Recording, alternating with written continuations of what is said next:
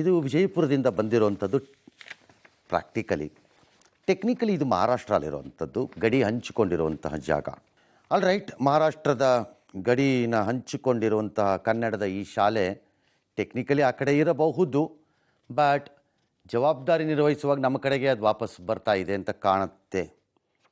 ಇದು ಸ್ಟೋರಿ.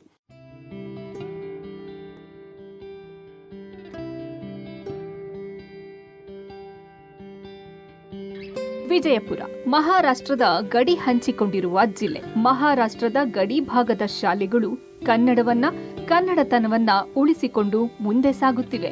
ಇದಕ್ಕೆ ಮಹಾರಾಷ್ಟ್ರ ಸರ್ಕಾರ ಕೂಡ ಸಂಪೂರ್ಣ ಸಹಕಾರ ನೀಡುತ್ತಿದೆ.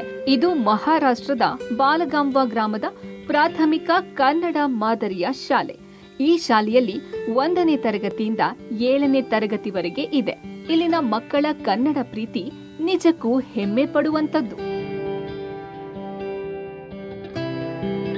ಈ ಶಾಲೆಯಲ್ಲಿ ಒಟ್ಟು 250 ವಿದ್ಯಾರ್ಥಿಗಳು ವಿದ್ಯಾಭ್ಯಾಸ ಮಾಡುತ್ತಿದ್ದಾರೆ. ಇನ್ನು ಈ ಶಾಲೆಯಲ್ಲಿ ಒಟ್ಟು 8 ಸುಸಜ್ಜಿತ ಶಾಲಾ ಕೊಠಡಿಗಳಿವೆ.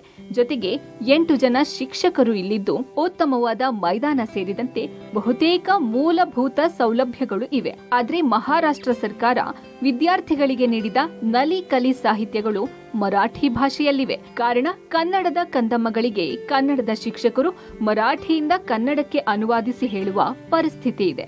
ಇದರಿಂದ ವಿದ್ಯಾರ್ಥಿಗಳಿಗೂ ಕಲಿಯಲು ತೊಂದರೆಯಾಗುತ್ತಿದೆ.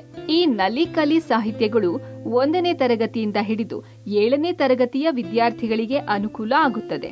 ಹಾಗಾಗಿ ಯಾರಾದರೂ ದಾನಿಗಳು ಈ ಮಕ್ಕಳಿಗೆ ಕನ್ನಡದ ನಲಿ ಕಲಿ ಸಾಹಿತ್ಯಗಳನ್ನ ಒದಗಿಸಿದ್ರೆ ಅನುಕೂಲ ಆಗುತ್ತೆ ಅನ್ನೋದು ಈ ಶಾಲೆಯ ಮಕ್ಕಳ ಮನವಿಯಾಗಿದೆ. ವಿಜಯಪುರದಿಂದ ಕ್ಯಾಮರಾಮನ್ ಸುನೀಲ್ ಜೊತೆ ಪುರುಷೋತ್ತಮ ಕುಲಕರ್ಣಿ, ಪಬ್ಲಿಕ್ ಟಿವಿ. ಈ ಶಾಲೆಯಲ್ಲಿ ಟೀಚರು ಸುಮಿತ್ರಾ ಅವರು ತಾವಾ? ನೀವು ಕರ್ನಾಟಕ ಸರ್ಕಾರದ ಕಡೆಯಿಂದ ಬಂದಿರೋ ಟೀಚರು? ಮಹಾರಾಷ್ಟ್ರ ಕಡೆಯಿಂದ ಬಂದ ಟೀಚರ್. ವಾವ್. ಈ ಟೆಕ್ನಿಕಲಿ ಈ ಸ್ಕೂಲ್ ಮಹಾರಾಷ್ಟ್ರ ಒಳಗಡೆ ಇದೆಯಾ? ಮಹಾರಾಷ್ಟ್ರ ಒಳಗಡೆ ಇದೆ ಸರ್. ನೀವು ಮಲ್ಲಿಕಾರ್ಜುನ್? ನಮಸ್ಕಾರ ಸರ್, ಮಲ್ಲಿಕಾರ್ಜುನ್ ಸರ್. ನಾನು. ನೀವೇನು ಮಾಡ್ತೀರಿ? ಶಿಕ್ಷಕರು ನಾನು. ಎಲ್ಲಿ? ಅದೇ ಸ್ಕೂಲ್ನಲ್ಲಿ, ಬಾಲಗಾಂವ್ ಶಾಲೆಯಲ್ಲಿ. ಮಹಾರಾಷ್ಟ್ರ ರಾಜ್ಯದ ಸಾಂಗಲಿ ಜಿಲ್ಲೆ ಜತ್ತ ತಾಲೂಕಿನ ಬಾಲಗಾಂವ್ ಗ್ರಾಮ, ವಿಜಯಪುರ ಜಿಲ್ಲೆ ಚಡ್ಚಣ ತಾಲೂಕಿನ ಕಾತ್ರಾಳ್ ಗ್ರಾಮಕ್ಕೆ ಹತ್ತಿರವಾದಂತ ಊರು ನಮ್ದು. ಸರಿ, ಹತ್ತಿರ ಇದ್ದೀರಿ, ಬಟ್ ಆ ಕಡೆ ಇದ್ದೀರಿ? ಹಾ, ಆ ಕಡೆ ಇದ್ದೀವಿ. ಸರ್ಕಾರ ನಡೆಸ್ತಿದೆ ಅಲ್ಲಿ?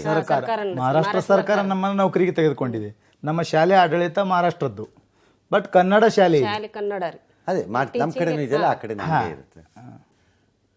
150 ವರ್ಷದ ಹಳೆಯ ಶಾಲೆ ಅದಾ? ಹಾ.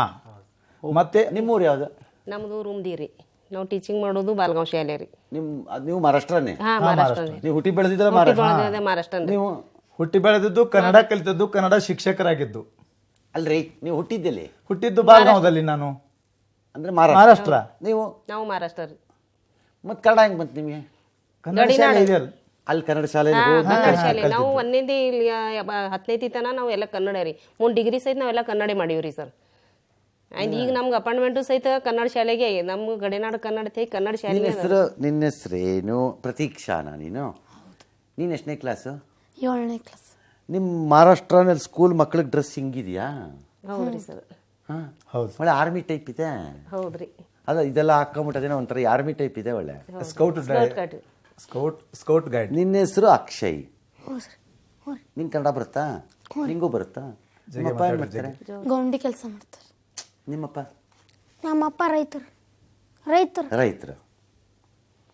ನೀನು ಶಾಲೆಯಾಗಿ ಕನ್ನಡ ಕಲಿತೀಯನಲ್ಲಿ? ಹ್ಞೂ ರೀ. ಇಷ್ಟ ಆಗ್ತದೆ ನಿನಗೆ? ಹ್ಞೂ ರೀ. ಕಲಿಬೇಕಾ? ಹ್ಞೂ ರೀ. ನಿನಗೆ? ನನಗೂ ಇಷ್ಟ ಆಗ್ತದೆ. ನೀನು ಏನು ಮುಂದೆ ಏನಾಗ್ಬೇಕು ನೀನು? ಡಾಕ್ಟರ್. ಈಗ ಎಷ್ಟನೇ ಕ್ಲಾಸ್ ನೀನು? 7ನೇ ಕ್ಲಾಸ್.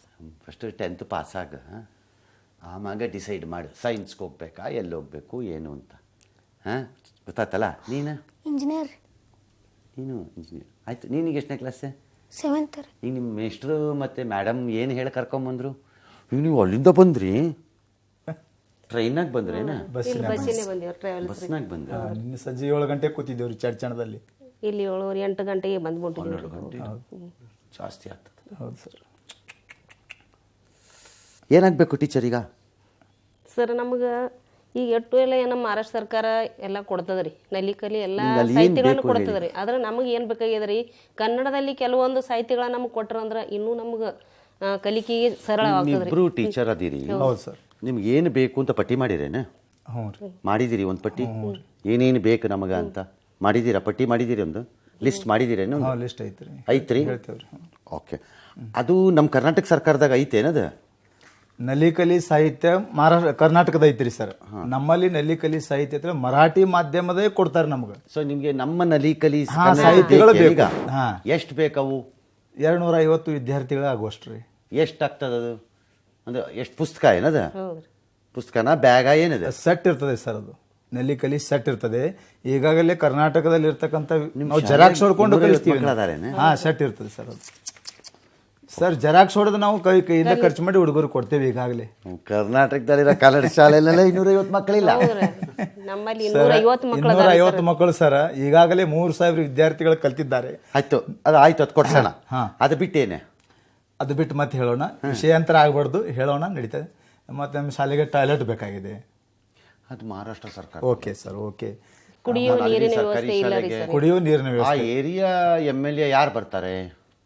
ವಿಕ್ರಮ್ ಸಾವಂತ್ ಅಂತ ಮಹಾರಾಷ್ಟ್ರದವರು. ಯಾವ ಪಾರ್ಟಿ ಅವರು? ಕಾಂಗ್ರೆಸ್ ಪಾರ್ಟಿ ಅವರು. ಈಗ ಸದ್ಯ ಸಿಟ್ಟಿಂಗ್ MLA. ಓಕೆ, ನೋಡೋಣ, ನಾನು ಟ್ರೈ ಮಾಡ್ತೀನಿ ಅವ್ರಿಗೆ ಮಾತಾಡಕ್ಕೆ. ಅದೇನಾದ್ರು ಆದ್ರೆ ಆ ಕಡೆಯಿಂದ ಮಾಡ್ಸಕ್ಕೆ ಕೇಳ್ತೀನಿ, ನನಗೆ ಸಾಧ್ಯ ಆದ್ರೆ. ಸರ್ ಕುಡಿಯುವ ನೀರಿನ ವ್ಯವಸ್ಥೆ ಸರಿಯಾಗಿಲ್ರಿ ಸರ್. ಎಕ್ಸಾಕ್ಟ್ಲಿ, ಪ್ರಾಬ್ಲಮ್ ಅಂದ್ರೆ ಅದು ಆ ಕಡೆಗಿದೆ. ಹೌದು ಸರ್. ಮತ್ತೆ ಸರ್ ನಮ್ಮ ಶಾಲೆಗೆ ಸ್ಮಾರ್ಟ್ ಟಿವಿ. ನಿಮ್ದು ಎಲೆಕ್ಷನ್ ಬಂದ್ಬಿಟ್ಟಿದೆ ಈಗ ಅಲ್ಲಿ. ಹೌದು ಸರ್. ಮತ್ತೆ ಇಲ್ದಿದ್ರೆ ನಾನು ಅಲ್ಲಿ ಯಾರಿಗಾರು ಮಾತಾಡಬಹುದಿತ್ತು. ಅಲ್ಲಿ ನನ್ನ ಫ್ರೆಂಡ್ಸ್ ಇದ್ದಾರೆ ಆ ಸರ್ಕಾರದಲ್ಲಿ. ಅಲ್ಲಿ ಚೀಫ್ ಮಿನಿಸ್ಟರ್ದು ರಿಲೇಷನ್ಸು, ಮಕ್ಕಳು, ನನಗೆ ಪರಿಚಯ ಉಂಟು ಅವರು. ಹಾಗಾಗಿ ನಾನು ಮಾತಾಡಬಹುದು ಅವ್ರಿಗೆ. ಬಟ್ ಈಗ ಎಲೆಕ್ಷನ್ ಹತ್ರ ಬಂದ್ಬಿಟ್ಟಿದೆ. ಅಭಿವೃದ್ಧಿ ಪ್ರಾಧಿಕಾರದಿಂದ ಒಂದು ಸ್ಮಾರ್ಟ್ ಬೋರ್ಡ್ ಕೊಟ್ಟಿದ್ದಾರೆ ಸರ್. ಯಾವ ಅಭಿವೃದ್ಧಿ ಪ್ರಾಧಿಕಾರ? ಕರ್ನಾಟಕ ಗಡಿ ಅಭಿವೃದ್ಧಿ ಪ್ರಾಧಿಕಾರದಿಂದ 2021-22 ಗಡಿ ಅಭಿವೃದ್ಧಿ ಪ್ರಾಧಿಕಾರದವ್ರನ್ನ ಏನಾದ್ರು ಇದ್ರೆ ಕೇಳೋಣ. ಒಂದು ಸ್ಮಾರ್ಟ್ ಬೋರ್ಡ್ ಕೊಟ್ಟಿದ್ದಾರೆ ಸರ್. ಇನ್ನೂ 6 ವರ್ಗಗಳಿಗೆ 6 ಸ್ಮಾರ್ಟ್ ಬೋರ್ಡ್ ಬೇಕು ಸರ್. ಅದನ್ನ ಮಾತಾಡ್ತೀನಿ ಬೇಕಾರೆ. ಹೌದು ಸರ್, ಅದನ್ನ ಮಾತಾಡೋಣ, ತೊಂದರೆ ಇಲ್ಲ. ಈಗ ನಲಿಕಲಿದು ಮಾಡಿಸ್ತೀನಿ, ಮತ್ತೆ ಸ್ಮಾರ್ಟ್ ಬೋರ್ಡ್ದು ಮಾತಾಡ್ತೀನಿ. ಹೌದು ಸರ್. ಸರ್ ನಮ್ಗೆ ಈಗ ಶಿಷ್ಯವೃತ್ತಿ ಪರೀಕ್ಷೆ ತಗೋತೀವ್ರಿ ನಮ್ಮ ಮಕ್ಕಳಿಗೆ. ಅವು ಕ್ವಶನ್ ಪೇಪರ್ ಅಷ್ಟೇ ನಮಗೆ ಉಪಲಬ್ಧ ಮಾಡ್ತಾರೆ ಅವ್ರು ಕನ್ನಡದಲ್ಲಿ. ಅದ್ರ ಹಿಂದಿಂದು ಏನು ನಾವು ಏನು ಮಕ್ಕಳಿಗೇನು ಕಲಿಸ್ಬೇಕಲ್ರಿ, ಅದ್ರದ್ದು ಏನೂ ಕೊಡಂಗಿಲ್ಲ ರೀ ನಮಗೆ. ಅವೆಲ್ಲ ಮರಾಠಿಗೆ ಉಪಲಬ್ಧ ಮಾಡ್ತಾರೆ ರೀ. ಅದು ಕೆಲಸ ಮಾಡ್ರಿ ಇಬ್ರುವೆ, ನಿಮ್ಗೆ ಏನು ಬೇಕು ಸಾಹಿತ್ಯ ಅನ್ನೋದು ನನಗೊಂದು ಪಟ್ಟಿ ಮಾಡಿಕೊಡ್ರಿ. ಅದು ನಮ್ಮ ರಾಜ್ಯದಾಗ ಇದ್ರೆ ಕೊಡಿಸೋ ಜವಾಬ್ದಾರಿ ನಂದ್ರಿ. ಹೌದೌದು ಸರ್. ಅರ್ಥ ಆಯ್ತಾ? ನನಗೆ ಅರ್ಥ ಆಗೋಂಗಿಲ್ಲ ಅದು. ನಿಮ್ಮ ಹತ್ರ ಏನೈತಿ ಏನಿಲ್ಲ ಅನ್ನೋದು ನಂಗೆ ಗೊತ್ತಿಲ್ಲ. ಇಲ್ಲಿ ನೀವು ಒಂದು ಲಿಸ್ಟ್ ಮಾಡ್ರಿ, ಸರ್ ನಮ್ಗೆ ಇಂತಿಂತಾವು ಸಿಕ್ಕಿದ್ರೆ ನಮ್ಮ ಮಕ್ಕಳು ಚಲೋ ಓದ್ತಾರ ನೋಡ್ರಿ ಅಂತ. ಅದು ಕೊಡ್ರಿ. ಅದು ನಮ್ಮ ರಾಜ್ಯದಾಗ ಇದ್ರೆ ನಾನು 100% ಕೊಡಿಸ್ತೀನಿ. ಹೌದು ಸರ್. ಅರ್ಥ ಆಯ್ತಾ? ಒಮ್ಮೆ ಅಕಸ್ಮಾತ್ ಅದು ಖಾಲಿ ಆಗೈತಿ ಅಂತ ಇಟ್ಕೊಳ್ರಿ, ಸ್ಟಾಕು ಪ್ರಿಂಟ್ ಮಾಡಿಸ್ಕೊಡಿಸ್ತೀನಿ. ಹೌದು ಸರ್. ಆಯ್ತಾ? ಅಷ್ಟೇ ಪಟ್ಟಿ ಮಾಡ್ರಿ ಇಬ್ರು ಸೇರಿ. ಇಬ್ರು ಟೀಚರ್ಗಳಿಗೆ ಎಕ್ಸಾಮ್ ಕರೆಕ್ಟ್ ಆಗಿ ಎಕ್ಸಾಮ್ ಬರೀರಿ ಇಬ್ರು. ಈಗ ಇಲ್ದ್ರೆ ಫೇಲ್ ಇದೆ ಸರ್, ಇಬ್ರು ಫೇಲ್ ಮಾಡೋಣ. ಶ್ರೀಧರ್ ಬಿಜ್ಜರ್ಗಿ ನಮ್ಮಲ್ಲಿ ಒಂದಷ್ಟು ಜನ ಈ ಥರ ನಮ್ಗೆ ನೆರವು ಕೊಡಬೇಕು ಅನ್ನೋರು ನಮ್ಮ ಹತ್ರ ರಿಜಿಸ್ಟರ್ಡ್ ಹೆಸರು ಇರುತ್ತೆ. ಅದ್ರಲ್ಲಿ ಅವರು ಒಬ್ರು ಇದ್ದಾರೆ. ಅವ್ರನ್ನ ಇದಕ್ಕೆ ಎಳ್ಕೊಂಬಂದು ಹಾಕಿದ್ದೀವಿ. ಈಗ ನಿಮ್ಮದು ಸಿಲ್ಕ್ ಅಲ್ಲ? ಹೌದು ಸರ್. ಬಿಸ್ನೆಸ್ ಇದು ಬೆಂಗಳೂರಲ್ಲಿ. ನನ್ನ ರೇಷ್ಮೆ ಫ್ಯಾಕ್ಟ್ರಿ ಇದೆ ಸರ್, ವಿಜಯಪುರ ಡಿಸ್ಟಿಕ್ ಕುಮಟಿಗೆ ಅಂತ ಒಂದು ಗ್ರಾಮ ಸರ್. ಅಲ್ಲಿದೆ ನಿಮ್ದು? ಅಲ್ಲಿದೆ ಸರ್. ಆರಾಮಿದೆಯಾ ಬಿಸ್ನೆಸ್? ಆರಾಮಿದೆ ಸರ್. ಈಗ ನಮ್ದು ಈಗ ಅಲ್ಲೇನು ಸಿಲ್ಕ್ ಫ್ಯಾಕ್ಟ್ರಿ ಇದೆ ಸರ್, ಅಲ್ಲಿ ಯುವಕರಿಗೆ ಒಂದಿಷ್ಟು ಉದ್ಯೋಗ ಮಾಡುವಂಥದ್ದು ಒಂದು ಪ್ಲಾಟ್ಫಾರ್ಮ್ ಸೃಷ್ಟಿ ಮಾಡಿ ಸರ್. ಅದನ್ನು ನೀವು ಮಾಡಿ. ಹ್ಞೂ ಸರ್. ನಾನು ಈ ಪುಸ್ತಕದ್ದು ನಲಿಕಲಿದ್ದು ನಾನು ನೋಡ್ಕೋತೀನಿ. ಹ್ಞೂ ಸರ್. ನೀವು ಅದಕ್ಕೆ ತಲೆ ತೊಂದರೆ ತೊಗೊಳಕ್ಕೆ ಹೋಗ್ಬೇಡ್ರಿ. ಹ್ಞೂ ಸರ್. ಅದೇನಾಗುತ್ತೆ ನಾನು ನೋಡ್ಕೋತೀನಿ ಅಂತ, ನಾನು ಮಾಡಿಸ್ಕೋತೀನಿ. ಸರಿ ಸರ್. ಅವರು ಈ ವಾಶ್ರೂಮ್ದು ಮತ್ತು ರೂಮ್ದು ಕೇಳ್ತಿದಾರಲ್ಲ, ನೀವು ಆಮೇಲೆ ಹೋಗಿ ಬರ್ರಿ. ಹ್ಞೂ ಸರ್. ಅಲ್ಲಿಗೆ ಹೌದು ಸರ್. ಹೋಗಿ ಅಲ್ಲಿ ಲೋಕಲ್ ಆಫೀಸರ್ಸ್ ಹತ್ರ ಯಾರು ನೀವೇ ಮಾತಾಡ್ರಿ. ಸರಿ. ಅವರಿಬ್ರು ಸರ್ಕಾರದಲ್ಲಿ ಇರೋದ್ರಿಂದ ಅವ್ರೇನೋ ಪ್ರಶ್ನೆ ಕೇಳಕ್ ಹೋದ್ರೆ ನಾಳೆ ಪ್ರಾಬ್ಲಮ್ ಆಗ್ತದೆ. ಹೌದು ಹೌದು ಬ್ಯಾಡ್ ಅದು. ಖಂಡಿತ. ನೀವ್ ಯಾರು ಇಬ್ರು ಅವ್ರ ಜೊತೆ ಮಾತಾಡಿ. Okay sir. ಹೇಗೆ ಮಾಡ್ಬೋದು ಅದನ್ನ ಅಂತ ಕೇಳ್ಕೊಂಡ್ ಬರ್ರಿ. ಆಯ್ತಾಯ್ತು, ಮಾಡ್ತೀನಿ ಸರ್ ಅವ್ರ ಹತ್ರ. ಆಯ್ತು. ಅವರು ನೀವು ಮಾಡ್ಬೋದು, ನಿಮ್ಗೆ ಆಸಕ್ತಿ ಇದ್ರೆ ನೀವೇ ಮಾಡ್ರಿ, ಪರವಾಗಿಲ್ಲ, ನಮ್ಮ ಶಾಲೆ ಆದ್ರೂ ಪರವಾಗಿಲ್ಲ, ನೀವು ಮಾಡ್ರಿ ಅಂತಂದ್ರೆ ಅವ್ರು ಪ್ಲಾನ್ ಮಾಡೋಣ ಇಬ್ರು. ಸರಿ ಸರ್. ನಿಮ್ಗೆ ದೊಡ್ಡ ಜವಾಬ್ದಾರಿ ಕೊಡ್ತಾ ಇದ್ದೀನಿ ಈಗ. ಆಯ್ತಾಯ್ತು. ಈ ನಲಿ ಕಲಿ ಇದನ್ನ ಸಾಲ್ವ್ ಮಾಡ್ಬಿಡೋಣ. That's not a big problem. ಅದು ನಮ್ಗೆ ದೊಡ್ಡ ಸಮಸ್ಯೆ ಅಲ್ಲ ಅದು. ಸರಿ ಸರ್. ಅದನ್ನ ಮಾಡ್ಕೊಳ್ಳೋಣ. ನೀವು ಇದನ್ನ ಚೆಕ್ ಮಾಡ್ಬಿಟ್ಟು ನನಗೆ ಹೇಳಿ ಶ್ರೀಧರ್, ಕೊಟ್ಟಂತ ಚೆಕ್ ಮಾಡೋಣ. ಹ್ಞೂ ಸರ್. ಒಂದ್ ವೇಳೆ ಇಲ್ಲ ನಮ್ಮ ಸರ್ಕಾರದ ಕಡೆಯಿಂದಾನೇ ಆಗ್ಬೇಕದು, ನೀವು ಮಾಡ್ಲಿಕ್ಕೆ ಬರಲ್ಲ ಅದು ಅಂತ ಅವ್ರು ಏನಾರು ಅಂದ್ರೆ ಎಲೆಕ್ಷನ್ ಮುಗಿಲಿ, ಅವಾಗ ಅಲ್ಲಿಗೆ ಮಾತಾಡೋಣ. ಸರಿ ಸರ್. ಹೆಂಗಾದ್ರೂ ಅಲ್ಲೇ ಬಾರ್ಡರ್ದಲ್ಲಿ ಹೊಲ ಬರ್ತೇವೆ ಸರ್, ಹೋಗ್ತಿರ್ತೀವಿ ಸರ್. ನಿಧಾನಕ್ಕೆ ಹೋಗಿ ಮಾಡಿ ಸರ್. ಎಂದೋ ಒಂದಿನ ಅವ್ರಿಬ್ರಿಗೂ ಫೋನ್ ಮಾಡಿ ನಾ ಬರ್ತೀನಿ, ನನಗೆ ಅವ್ರು ಯಾರು ಆಫೀಸರ್ ಅದಾರೆ ತೋರಿಸ್ರಿ ಅವ್ರನ್ನ ಅಂತ ಅಂದ್ಬಿಟ್ಟು ಅವ್ರಿಗೆ ಹೋಗಿ ಭೇಟಿ ಮಾಡ್ರಿ. ಆಯ್ತಾಯ್ತು. ಈ ನಲಿ ಕಲಿದು ಪುಸ್ತಕದ ಲಿಸ್ಟ್ ಕೊಡ್ರಿ, ಅದು ಯಾವ್ಯಾವ್ದು ಬೇಕು, ಏನೇನ್ ಬೇಕು ಸಾಹಿತ್ಯ ನಿಮ್ಗೆ ನಾ ಕೊಡಿಸ್ತೀನಿ ಅದನ್ನ. ಅರ್ಥ ಆಯ್ತಾ? ಯಾಕಂದ್ರೆ ಅದನ್ನ ಪ್ರಿಂಟ್ ಮಾಡೋ ಪ್ರಿಂಟರ್ಗಳು ಎಲ್ಲ ನನ್ನ ಫ್ರೆಂಡ್ಸ್ ಇದಾರ, ಅವ್ರು ಕರೆಸಿ ಮಾತಾಡಿ ಅದು ಸರ್ಕಾರದಾಗಿದ್ರೆ ಅಲ್ಲಿಂದ ತಗೋತೀನಿ, ಇಲ್ದಿದ್ರೆ ನಾನು ತೆಗೆಸ್ಕೊಂಡು ಕೊಡ್ತೀನಿ ಅದನ್ನ. ಹೌದು ಸರ್. ಅರ್ಥ ಆಯ್ತಲ್ಲ? ಓಕೆ, ಆಲ್ 250 ಏನ ಕೈ ಕೆಳಗಿಳಿಸು. ಅದೇ ಸ್ಮಾರ್ಟ್ ಬೋರ್ಡ್ ಸರ್. ಅದನ್ನ ಕನ್ನಡ ಅಭಿವೃದ್ಧಿ ಪ್ರಾಧಿಕಾರಕ್ಕೆ ಮಾತಾಡೋಣ. ಅವ್ರ ಫಂಡ್ ಪೊಸಿಷನ್ ಏನಿದೆ ನಂಗೆ ಗೊತ್ತಿಲ್ಲ, ಬಟ್ ನಾ ತಿಳ್ಕೊಂಡು ತಮಗೆ ತಿಳಿಸ್ತೀನಿ. Okay, thank you. ನೀವು ಅಷ್ಟು ದೂರದಿಂದ ಇಬ್ರು ಬಂದಿರೋದಕ್ಕೆ ನಿಮ್ಮಿಬ್ಬರಿಗೂ ಒಂದು ನಮಸ್ಕಾರ. ಯಾಕಂದ್ರೆ ನಿಮ್ಮಿಬ್ಬರಿಗೆ ನಾನು ಮಾಡ್ತಿರೋ ನಮಸ್ಕಾರ ನಿಮ್ಮಿಬ್ಬರಿಗಲ್ಲ, ನೀವು ಕನ್ನಡಕ್ಕೋಸ್ಕರ ಅಲ್ಲ ಮಾಡ್ತಿರೋ ಕೆಲಸಕ್ಕೆ ನಮಸ್ಕಾರ ಮಾಡ್ತಿದ್ದೀನಿ. ನಾವು ಕನ್ನಡ ಉಳಿಸಿ ಬೆಳೆಸಬೇಕು. ನಾನು ನಿಮ್ಮಿಬ್ಬರಿಗೆ ನಮಸ್ಕಾರ ಮಾಡ್ತಿಲ್ಲ, ನಾನು ಅಷ್ಟು ಸುಲಭ ಇಲ್ಲ, ಅದೆಲ್ಲ ಮಾಡಲ್ಲ. ನಾನು ಮಾಡ್ತಿರೋ ಕನ್ನಡದ ಕೆಲಸಕ್ಕೆ ನಿಮ್ಗೊಂದು ದೊಡ್ಡ ನಮಸ್ಕಾರ ಹಾಕ್ತೀನಿ. ಕನ್ನಡ ವಿಷಯಕ್ಕೆ ಜೀವನದ ಫಸ್ಟ್ ಟೈಮ್ ಬೆಂಗಳೂರು ಬಂದಿವಿ ಸರ್. ಜೀವನದಾಗೆ ಬೆಂಗಳೂರು ಬಂದಿಲ್ಲ ಸರ್. ಇನ್ಕತ್ ಚಲೋ ಓದ್ರಿ ಇಬ್ರು, ಅಮೇಝಿಂಗ್ ಕತೆಗಳು ನಮ್ಮಲ್ಲಿ ಬರೋದಿಲ್ಲ. ಚಲೋ ಓದಿ ಇಬ್ರು, ಗೊತ್ತಾಯ್ತಾ? ನಿಮ್ಗೆ ಏನು ಪುಸ್ತಕ ಬೇಕು ಅನಿಸ್ತದೆ ಮೇಡಮ್ಗೆ ಹೇಳಿ, ನಾನು ಕಳಿಸ್ಕೊಡ್ತೀನಿ. ಹಾಂ, ಗೊತ್ತಾಯ್ತಾ? ಚಲೋ ಓದ್ತಿ, ಶಾಲೆಗೆ ಹೋಗಿ ಹೇಳಿ ಸರ್ ಭೇಟಿ ಮಾಡಿದ್ವಿ, ಅವ್ರು ಹಿಂಗೆ ಅಂದಾರ, ನಮ್ಗೆ ಯಾವ ಪುಸ್ತಕ ಬೇಕು ನೀವು ಬರ್ಕೊಡ್ರಿ, ನಾನು ಕಳಿಸ್ಕೊಡ್ತೀನಿ ಅಂತ ಹೇಳಿದ್ದಾರೆ ಅವರು ಅಂತ ಹೇಳು. ನೀನು ನಿನ್ನ ಫ್ರೆಂಡ್ಸ್ ಎಲ್ಲ ಯಾವುದಿದೆ ಅದನ್ನು ಕಳಿಸ್ಕೊಡು, ನಾನು ಕಳಿಸ್ಕೊಡ್ತೀನಿ. ಆಯ್ತು ರೀ. ಓಕೆನಾ?